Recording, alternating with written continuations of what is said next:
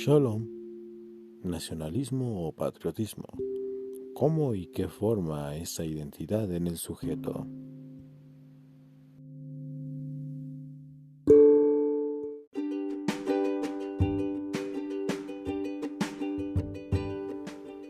En una escena de la película Jumanji, mientras el cazador camina por la tienda, comienza a sonar el himno, aunque no hay más detalles sobre la elección de esta, ya que incluso algunas personas lo interpretaron como algo racista. Además, el sonido de la escena fue modificado, ya que en México se considera como una falta de respeto utilizar los símbolos patrios con fines de entretenimiento. Incluso está prohibido el uso. Pero, ¿por qué? ¿Y por qué algunos de nuestros vecinos usan su bandera como Ricardo Milos? Hoy vamos a platicar sobre el uso de los símbolos patrios. Y puede que toquemos el tema jurídico, pero ¿cómo se relaciona el nacionalismo o el patriotismo a la identidad del sujeto?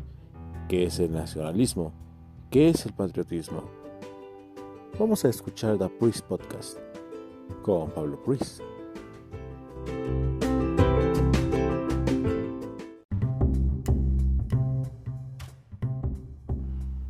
Hoy toca The Priest Podcast. Regálate un momento de Leagdish Man. Tiempo de calidad. Relájate y escucha. Recuerda que el secreto de la longevidad es escuchar.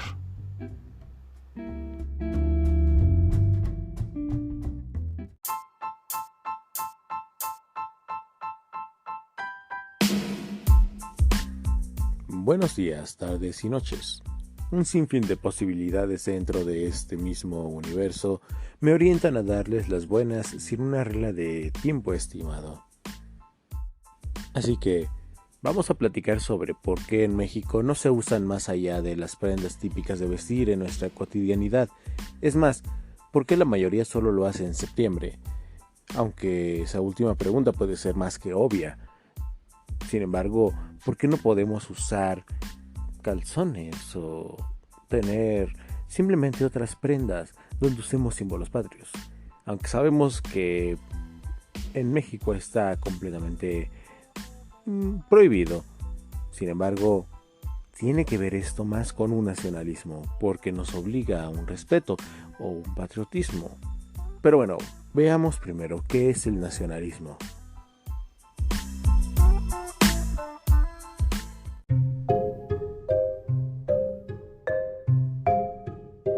Y bueno, ¿qué es el nacionalismo? Comencemos por el concepto así. Una posible definición de nacionalismo desde el modernismo podría ser una ideología moderna que sirve como legitimación política y social para las nuevas comunidades surgidas en la modernidad y que hace que la comunidad nacional sea la unidad alrededor de la cual debe organizarse la vida social en su totalidad. Friedrich Hertz, en su estudio psicológico de la ideología nacionalista, encuentra que el nacionalismo es un sentimiento o una idea sembrada en la conciencia del hombre, que evoca amor a la nación o al pueblo, celo por los intereses de estos y lealtad inconmensurable hacia el Estado. Sentimiento propio de cada sujeto, no nacemos con el mismo, sino que lo aprendemos, tal cual ejemplo nuestra Chabela Vargas. Pero en el caso particular del mexicano, el nacionalismo es un sentir de los mexicanos, esforzarse por hacer una mejor nación y la identidad nacional, sentirse identificado con la nación o ser parte de ella. Por nacionalismo o identidad nacional, yo entiendo que es el amor a nuestro México, que es sabernos mexicanos y lo que nos distingue como tales. Nacionalismo es ser capaces de luchar por un país más justo, de querer a México y a los mexicanos, de apoyarnos mutuamente. Identidad nacional. Pero al final, es saber que por ser mexicanos, podemos. Es conocer nuestras raíces, nuestra historia, el pasado, el presente y el futuro. Es saber por qué somos mexicanos y demostrar que los mexicanos somos los mejores. El nacionalismo es un sentimiento patriótico que se inculca desde chico y este nacionalismo te orilla a lo que se entiende por identidad nacional, que se puede entender como unidad nacional. Esto es que todos los ciudadanos se sientan hijos de una patria madre que es el país. Ahora bien, el nacionalismo es cuando se siente parte de, o sea que dan todo por defender su patria, como ya lo dijimos. Y bueno, la identidad nacional en México son las costumbres que tiene México, son lo que lo diferencian de otros países. Pero también son las fiestas, o sea, sus celebraciones. Podría nombrar que incluso nos significa la comida. Es como ser mexicano hasta en la cocina. Comprender el proceso de construcción de la identidad nacional y su significado implica acercarse a los conceptos de nación y nacionalismo. Ahora bien, que entendamos que la nación puede definirse como una construcción mental colectiva elaborada a partir de elementos subjetivos y objetivos que una comunidad comparte, por ejemplo, el territorio, la historia, cultura, costumbres, lengua. Sin la noción de pueblo, la nación no se explica. Requiere el soporte de conjunto que le otorga la colectividad. Al ser un fenómeno ligado a una creencia colectiva, para ella es fundamental que todos y cada uno de sus integrantes participen de dichos elementos apropiándoselos. El concepto de nación suele relacionarse o asociarse al de Estado, pero son difíciles y diferentes. El Estado moderno es una entidad política soberana sobre un territorio definido, que ejerce el poder a través de un conjunto de instituciones. Entre las funciones del Estado se encuentran mantener relaciones con otros estados, reconocer derechos de ciudadanía a sus habitantes y brindar integración económica. Si dichas funciones se complementan con el sentimiento endogrupal de la nación, se aproxima a la actual concepción teórica del Estado-nación. Este favorece la homogeneidad cultural y política de la población, así como la coincidencia de las fronteras territoriales del Estado y la nación, que se requieren recíprocamente. El Estado precisa que la nación, para utilizar sus elementos culturales en la formación de una cultura única, que se llama nacional, tutelada desde aquel a través de políticas públicas, la nación necesita la estructura estatal para reivindicarse a sí misma frente a otras naciones, por medio de su manifestación política y oficial.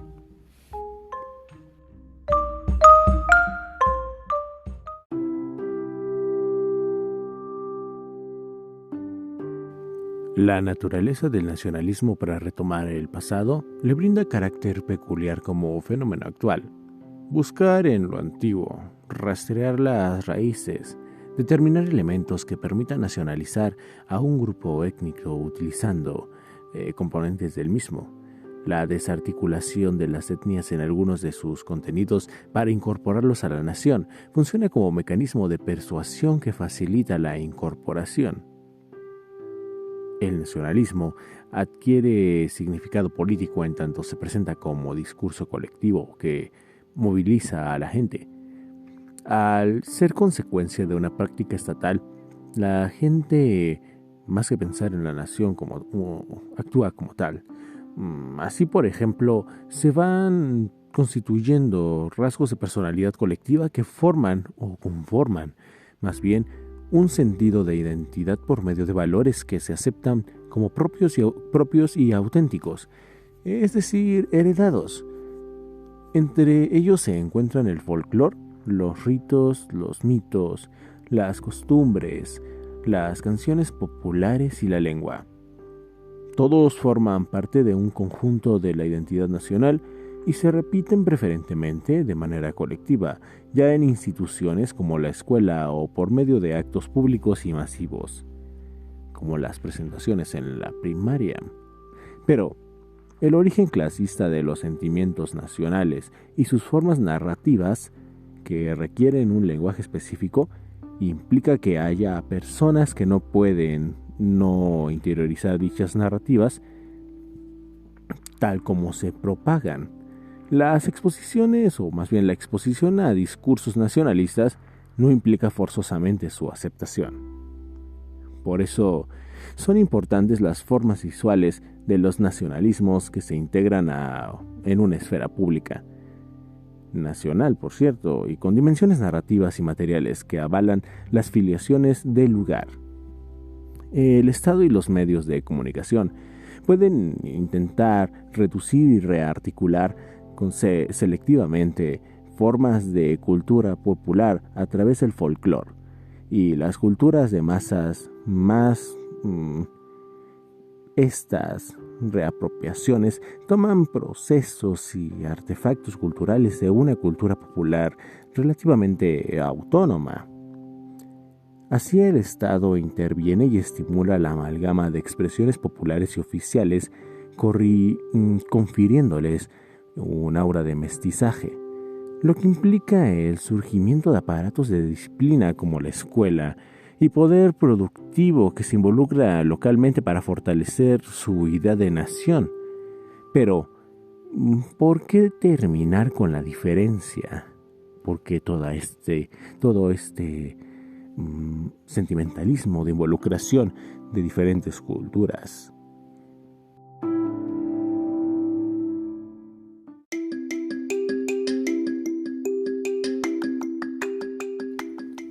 Y bien, ¿por qué terminar con la diferencia? Uno de los motivos para homogeneizar y unificar la cultura es considerar que una sociedad igual va a permitir llevar a cabo tareas de desarrollo, integración y regeneración con la participación de todos. Si todos participan en elecciones, asisten a la escuela o tienen derecho a ambas cosas, el bienestar social como propósito se encuentra más próximo. Ahora bien, que el Estado cumple con uno de sus objetivos y al mismo tiempo se legitima al brindar a todos la posibilidad de participar en la vida pública y en la toma de decisiones. El establecimiento de mecanismos de estandarización como un sistema educativo masificado pretende convertir a la población en una nación real en la medida que comparte valores y principios, aunque habite territorios que cultural o históricamente nunca hayan estado relacionados. Esos territorios vacíos de nacionalidad, al estar ocupados por grupos étnicos, se nacionalizan mediante una estrategia que apunta a la integración territorial y a la ciudadanización de sus habitantes.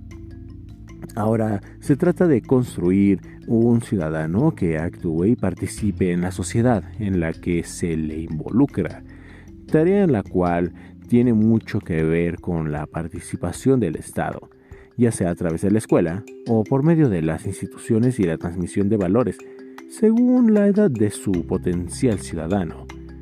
En el caso de sociedades étnicas diversas culturalmente y con diferentes condiciones sociales de vida, el primer paso sería la asimilación a la cultura del grupo dominante, entendiéndola como incorporación a la construcción nacional concebida por y desde el Estado.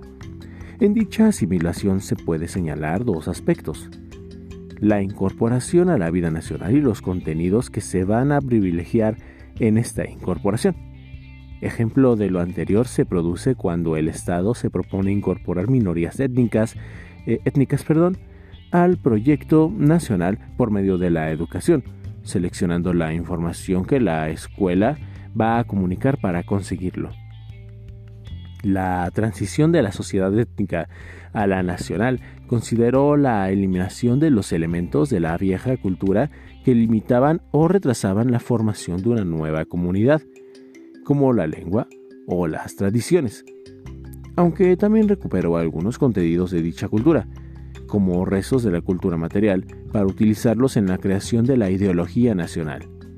Desde el poder y utilizando los mecanismos del Estado, esa doctrina se socializa y consolida a través de diferentes mecanismos, entre los que se sobresalen la burocracia pública y sobre todo las redes de comunicación social, la educación de masas y los medios masivos de comunicación. Aunque, ¿de qué se trata entonces el nacionalismo desde el psicoanálisis?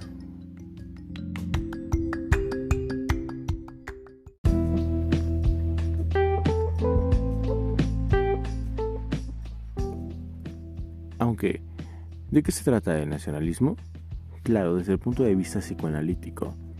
Pues bueno, empecemos con que las revoluciones liberales y de independencia que se dieron en América Latina durante el siglo XIX pusieron especial énfasis en la instrucción ciudadana acerca de derechos y obligaciones individuales, así como en la transmisión de valores para crear una conciencia nacional y un imaginario colectivo novedoso. Y eso ya lo sabíamos plenamente. Sin embargo, desde la parte psicológica del sujeto, la nación es una identificación plenamente llena de orgullo, aunque no es en todos los casos. Sin embargo, puede pensarse como una emoción que se elige, se enseña o bien dicho, no nacemos con ella. El rechazo fascinado que suscita en nosotros lo extranjero, hay una parte de inquietante extrañeza en el sentido de la despersonalización que Freud descubrió en ella y que se reanuda con nuestros deseos y nuestros miedos infantiles al otro, el otro de la muerte, el otro de la mujer, el otro de la pulsión indomeñable. Lo extranjero está en nosotros y cuando huimos o combatimos al extranjero, luchamos contra nuestro inconsciente, impropio de nuestro propio imposible, según lo determinado por Kristeva y Bericat. Resulta interesante cómo estas dos autoras reconocen la identificación y correspondiente rechazo que los otros producen en nosotros, justamente aquello que tanto criticamos, que tanto nos molesta, es aquella parte que proyectamos en los otros y no somos capaces de aceptar en nosotros mismos.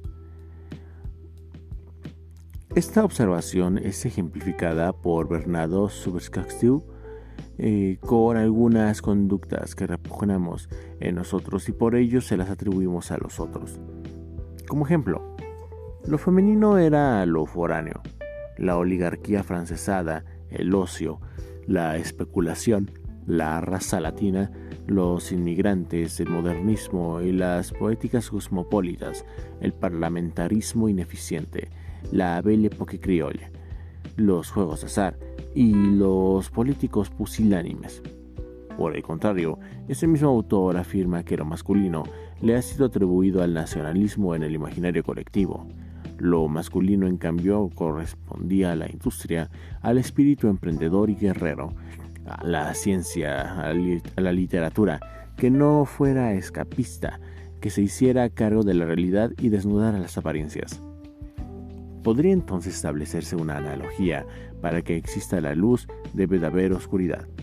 Y al jugar formas sombras, lo positivo requiere de la existencia de lo negativo. Lo masculino y lo femenino se oponen y se atraen. El nacionalismo y el cosmopolitismo se repelen, pero se aceptan y cuando se interceptan se complementan. Y me surgen ideas que discurren en saber entonces por qué somos más afectos a lo masculino y nos sorprende tanto lo femenino. Pues satirizamos el cambio en pocas palabras y tememos a la libertad de otras. Pero ya tenemos tema para otro podcast acerca del movimiento feminista. Por pronto, ¿qué es el patriotismo?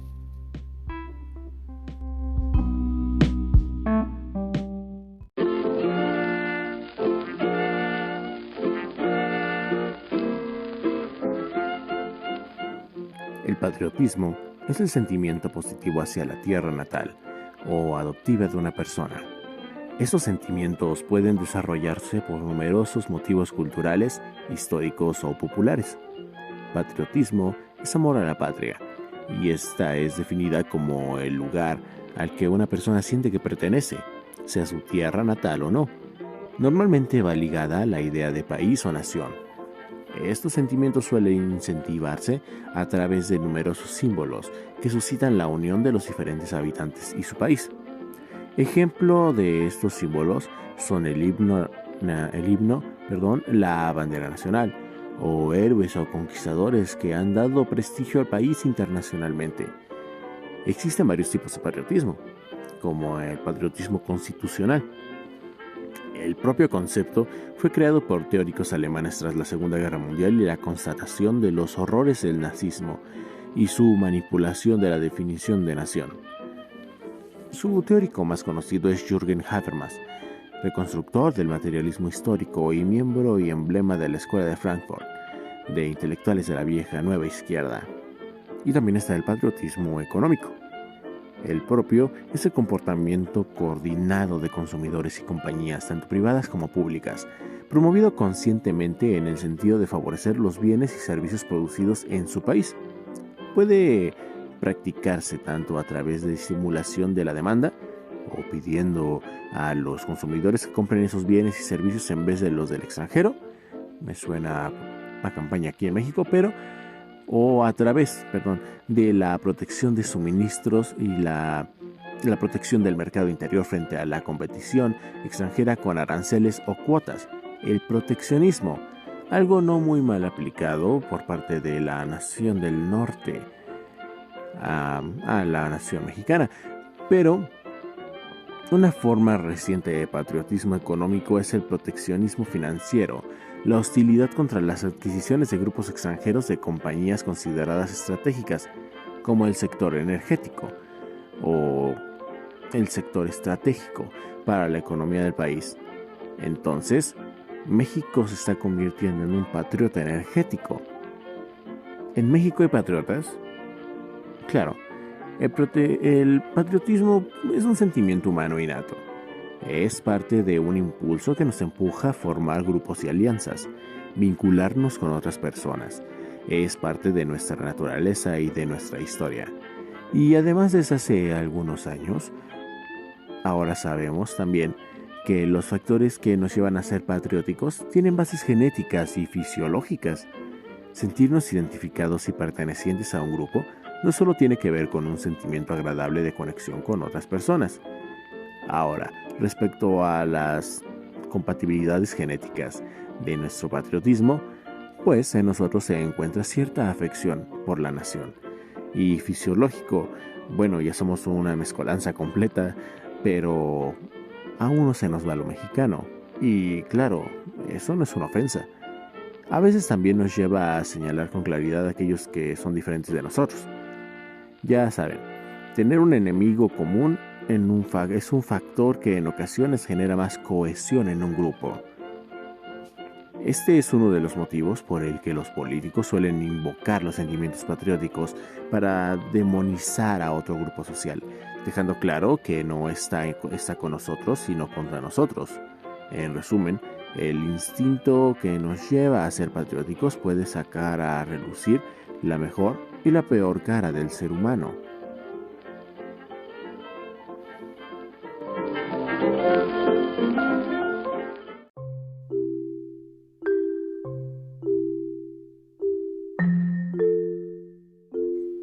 Pero, ¿cómo se relaciona el nacionalismo o el patriotismo a la identidad del sujeto?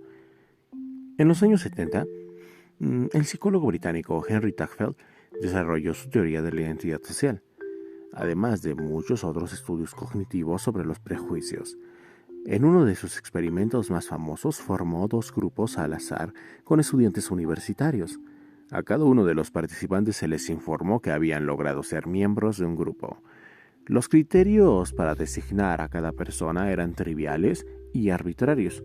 Había de todo tipo, como un grupo de personas con sensibilidad por el arte abstracto o con capacidad de determinar el número de colores de un dibujo. A los participantes no se les dijo que se habían convertido en miembros de esos grupos por puro reparto al azar, a pesar de que los participantes de un grupo conocían de antemano a muchos de los que habían sido asignados a otros grupos, e incluso sin haber tenido contacto con los miembros de su propio grupo, actuaron protegiendo los intereses del suyo.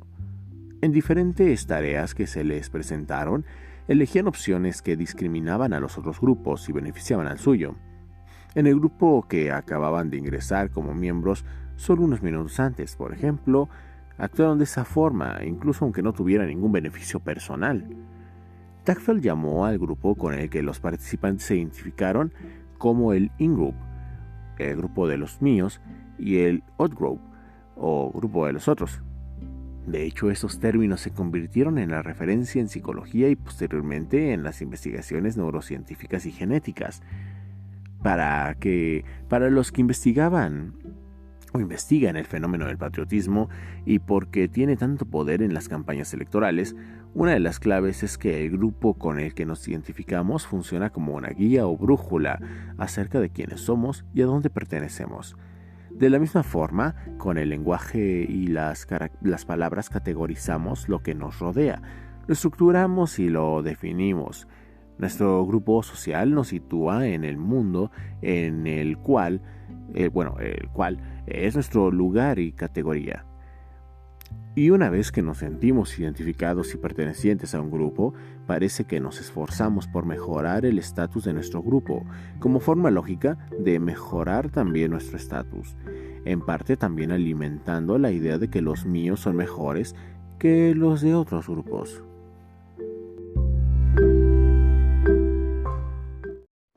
Recuerda que escucho tus peticiones y abierto a desarrollar tus temas.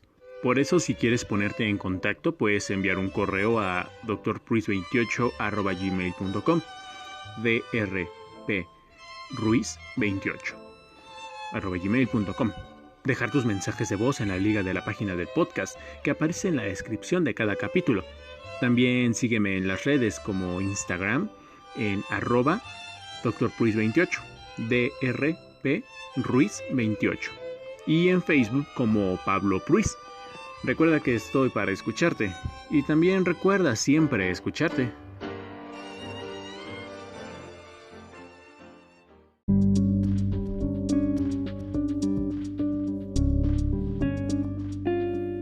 J. Van Bavel es uno de los primeros científicos que combinó estudios sobre identidad social y pruebas de neuroimagen para entender qué ocurre en el cerebro cuando se activan esos fenómenos. Para él mismo, el patriotismo es una forma de identidad y quiso demostrar que la identificación grupal se activa de manera inmediata y que comienza desde que nacemos. En una de sus investigaciones, Bavel asignó a cada sujeto experimental a uno de los dos grupos que diseñó para el experimento, de una manera muy parecida a la metodología empleada por Tafel. Estando los participantes dentro del escáner de resonancia magnética, se les mostraban imágenes de miembros de su grupo y miembros de otro grupo. Al ver imágenes de los suyos, los sujetos mostraron más activación de la amígdala, una de las áreas cerebrales más primitivas relacionada con las emociones. Al ver a miembros del otro grupo, la activación era mucho menor. Y al igual que en el experimento de Tafel, esto ocurría incluso aunque la formación de los grupos se hubiera realizado unos minutos antes, y usando criterios arbitrarios. Van Bavel también encontró que al ver las caras de los miembros del grupo se activaban zonas del cerebro del córtex frontal y el córtex visual, relacionadas con la identificación de rostros y con valoraciones morales. Llegó a concluir que con solo mostrar una cara a un participante, el escáner cerebral detecta el patrón de activación cerebral, por lo que te predice con exactitud si tienes delante a uno de los tuyos o no. Y en definitiva, los que pertenecen a nuestro grupo social son valorados de forma más positiva.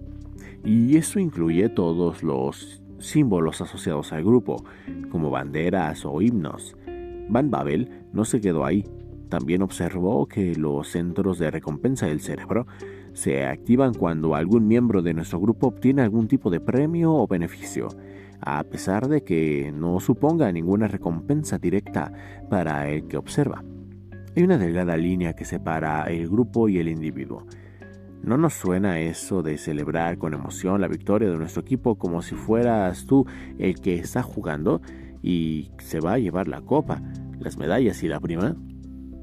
Pongamos el caso, por ejemplo, de la selección de fútbol mexicana. Checo Pérez en el automovilismo, el Canelo en el boxeo, y etc. Sus victorias son nuestras porque nos sentimos pertenecientes al mismo grupo, o en este caso, país. Son de los nuestros.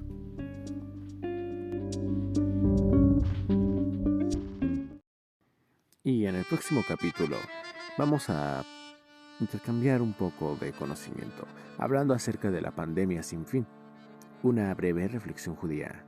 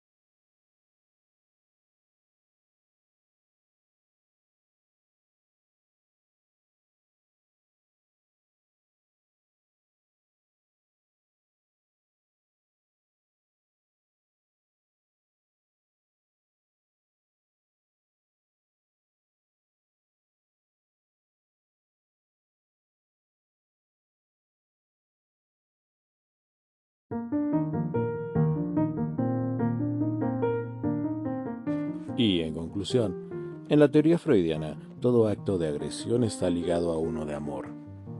Podría pensarse entonces que en la psiquis individual y colectiva, todo sentimiento cosmopolita está atado por contraposición o cohesión a uno nacionalista.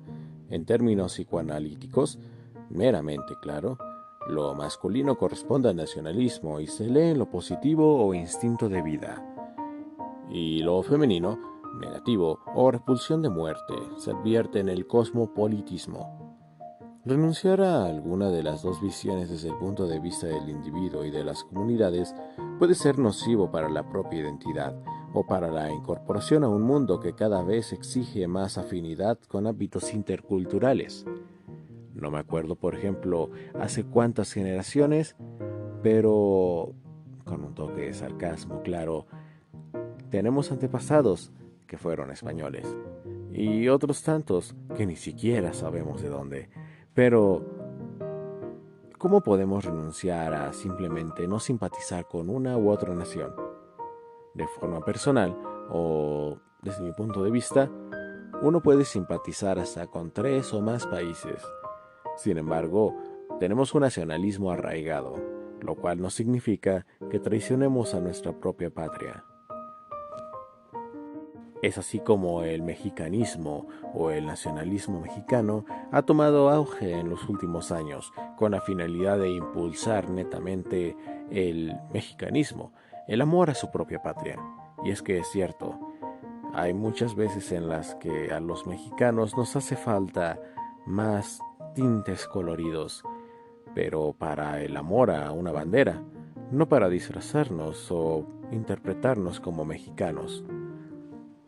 sino para demostrar el amor a la madre patria.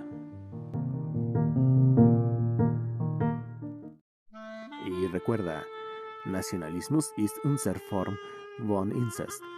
Es ist unser Gottesdienst. Es ist unser Wahnsinn. Patriotismus ist deine Sekte.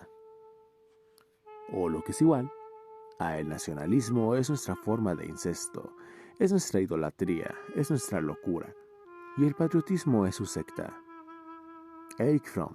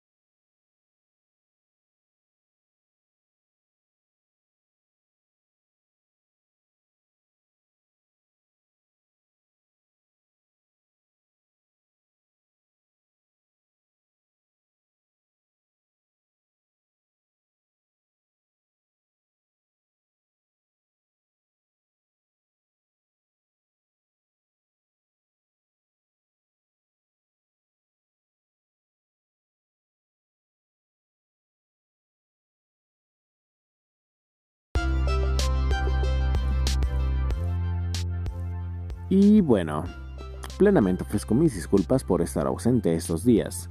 Unos fueron por fiestas propias y otros por méritos emocionales propios que definen mis actuales decisiones. Ya saben, una propia meditación, donde la mente debía ser esclarecida. Así que, ya dedicado a lo que amo hacer, espero se encuentren excelente.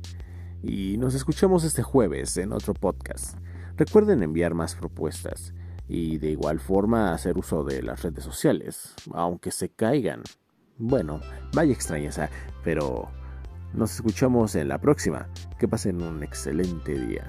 Shalom.